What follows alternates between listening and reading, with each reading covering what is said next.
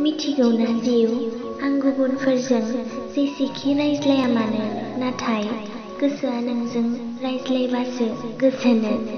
मोजां मोनो जेब्ला नों आंखौ खौरां लायो।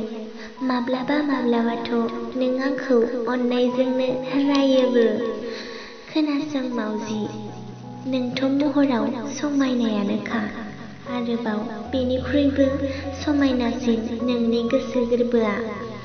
गुबुनजों खोथा बाथ्रा रायज्लायबा आंनि बाथ्रायानो जोबलाङो, नाथाय नोंजों जेसेबां बाथ्रा रायज्लायगोन एसेबांनो रायज्लायबाय थानोल' गोसो जायो।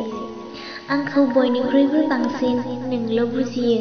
आं माब्लाबा टेनसन जायोब्लाबो नों आंखौ मिनिहोयो। जेब्ला आं गाबो अब्ला नों आंखौ अननायजोंनो गोबानानै लायो। दा आं हास्थायब्लाबो नोंखौ बावनो हानाय नंला।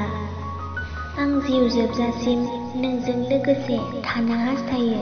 आं नोंखौ आंनि जिउनि लोगोरि खालामनो हास्थायो।